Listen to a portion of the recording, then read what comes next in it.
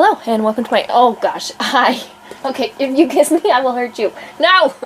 No kisses! Welcome to my channel. I'm Mandi Grace. Author of 10 young adult novels so far.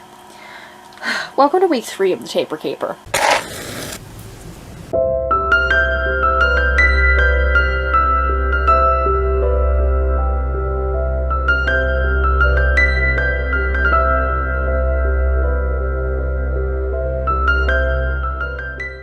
So, if you don't know, my writing community, Quilling Cup, I'm the challenge's co-coach? I'm gonna say co-coach. Because it doesn't feel fair to say coach when my other coach, is like carrying the challenges right now. Anyway, so, yes, I am a coach in my writing community for various challenges, and currently, in November, we're going through what we've dubbed the Taper Caper, where the challenge gets smaller with each week. The idea was that when we start a challenge, we're usually very excited and determined, and so we actually do reach the crazy goals, right? But then, naturally, we taper off, and maybe the life gets in the way, or now we're just exhausted, and instead of burning ourselves out trying to reach crazy goals, we naturally slow down anyway, so we decided to just roll with that and make the slowing down the challenge. So, on week 3, I only have to show up for 3 days this week, and that's it, because I'm doing the day count. It's just counting the days that you show up. The first week was supposed to be 5, and I showed up 2 days, I think it was. And the second week, which was 4, I showed up for all 4. So, this has been going... I'm healthy. This has been going fine. Anyway, so now it's Monday, and we're on the next week, and I'm showing up right now, so that's 1, and then I have to show up 2 more times this week, which I think I can handle. So, let's see, what are we gonna do? I didn't quite finish the PWA edits that I wanted to finish for isolation so that I can order a proof copy, which I meant to do this weekend, and I did work on it this weekend, but I didn't finish it this weekend, so I want to finish it tonight. That might be a tall order, but I want to finish it tonight and order a copy so that I can hold that book in my hands. Because I've picked a publication date and we are running out of time. So we gotta get on it. Yeah, so December 24th is the date that I picked. It's gonna be a straight up Christmas book. It has nothing to do with Christmas, but this is what we're doing. Because I really wanted to get this one published before 2025. I don't know why, it's a really arbitrary goal, but I really wanted to. And it's one of the republishing books, you know, of the 8 that I was redoing. Maybe you don't know if you're new around here, but I published 8 books not a long time ago. I was going to say a long time ago. It wasn't a long time ago. Starting in 2014. A decade ago. I published 8 books under the name of Mandi Grace, and then I've been rewriting them and republishing them under the Mandi brand for the last 3 years. And I'd like to be done so that I can just stick with my new books. Because while I have really enjoyed the going back through process, I did the Robin Hoods too fast. I would have enjoyed it better if I didn't try to do all 5 of them in 1 year. But I did enjoy going through them and like bringing out the story that young Mandi had meant to write, or like she thought she had written, but she just didn't have the skills to really produce it. And then now I have more skills, and being able to like write the story that I intended to write it was really beautiful. And I feel that way with Isolation. Like, Isolation is almost perfection right now. Okay, like, it was good to start with. It's my favorite book. Hands down. That's so harsh. I love all my books. But it is my favorite book, and Cassie is my favorite character, and, like, this is it. When I was writing my newsletter on Friday, I was thinking about this, and I put it in my newsletter because I was sort of, like, journaling in the newsletter. But, like, Cassie was my first original idea. Like, not really, because the first book that I ever wrote was an original idea. African Grace, which has never been published, probably never will be. African Grace was, I feel, a product of my childhood. I do really love those characters. And sometimes, I mean, not in recent years. It's probably been like 5 years since I've done this. But I used to go back to it frequently to read it, to maybe add some scenes, to like play with it, whatever. Because I do love those characters.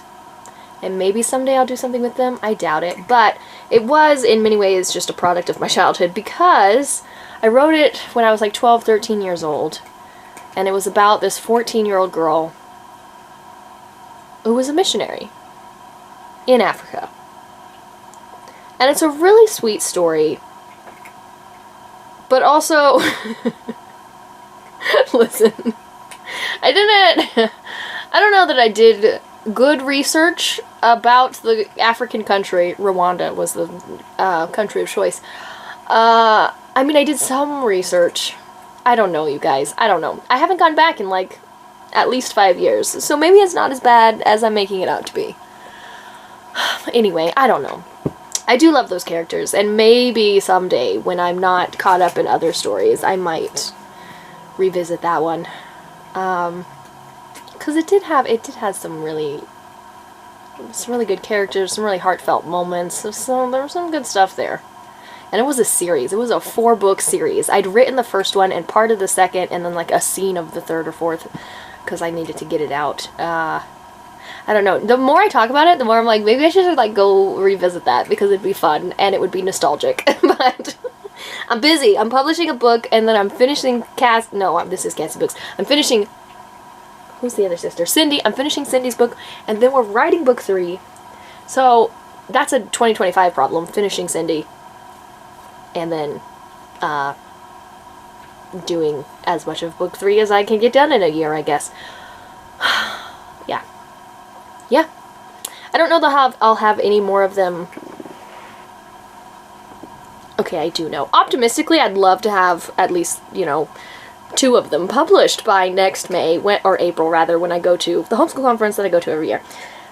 Because that's where my fan base is, and I haven't given them a new book in a while. So, I'd love to do that.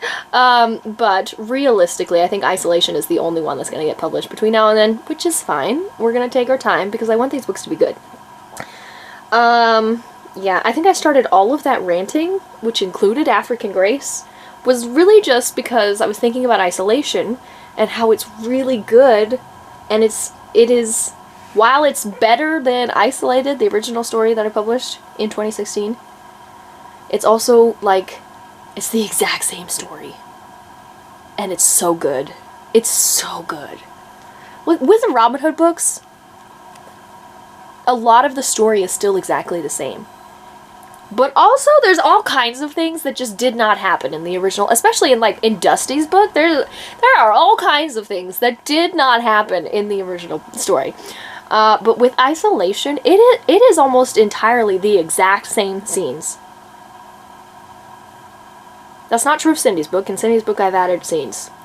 But in Isolation, I haven't added a whole bunch of scenes. I've just spruced up the scenes that were already there, because that book is so good. And now it's even better, and I'm so excited about it. And also, I have, like, these... it's my baby, and it's, like, my first real baby. Not that I want to discount Robin Hood, but Robin Hood, it was like my favorite fan fiction, which I then published. Lucky for me, my favorite fan fiction was written about a story that happened to be in public domain, so that's great. But Isolation, Cassie's story is just... It wasn't fan fiction, it was just my story. And in some ways, I feel like, I mean...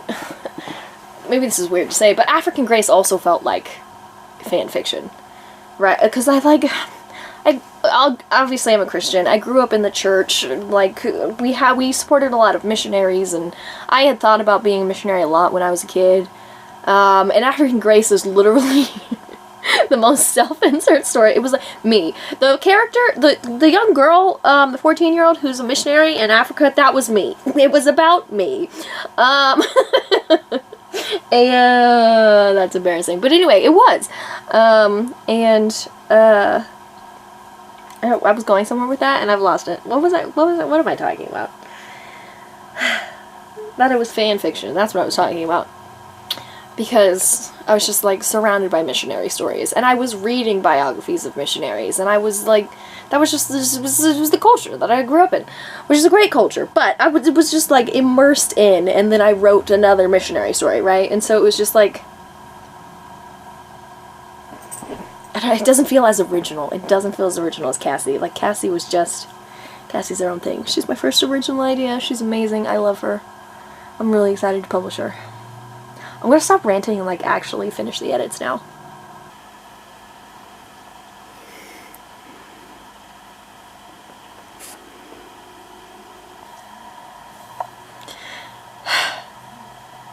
I don't know if I can get there tonight, you guys.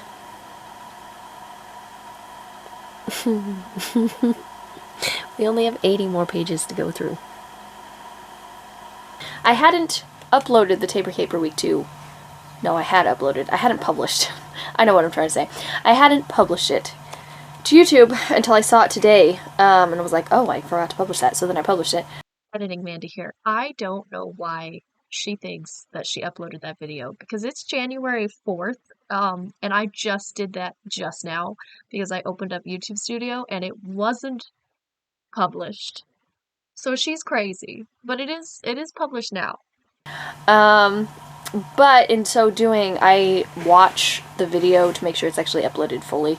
And watching the video, I remembered that 2 weeks ago was when I sent a chapter ending for Prickle and then got no response. And I was freaking out about it. I'm no longer freaking out about it. It's been 2 weeks. But because that reminded me that I had been concerned about it, I thought maybe I should go take a peek at the webinar Prickle that I didn't watch about the chapter endings and see if my chapter was in it and what Anya had to say about it. I have it pulled up and we're gonna watch it. Maybe we will learn something like super duper helpful for creating chapter endings, which would be great. I'd like my chapter endings to be stronger. So there you go. We're about to do some education. Editing Mandi again. Still January 4th. I did not finish that story.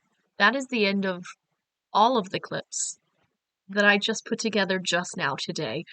So the end of that story. I did enjoy watching that Prickle, and I took some notes. There were a lot of different chapter endings in it, and it was grand. Mine wasn't one of them, which was totally fine. Honestly, probably for the best. That's it. There you go. I didn't do or didn't film. I don't remember now. It was 2 months ago. The end, like week 4, unless this clip, which was kind of abrupt out of nowhere, was during week 4. But I was trying to do the timeline. She said 2 weeks ago in reference to the week 1 video, which makes it sound like week 3 still. I don't know, you guys. I don't know, but that was the end. I'm trying to catch up here. You don't have to worry about any more of the Taper Capers because this is it.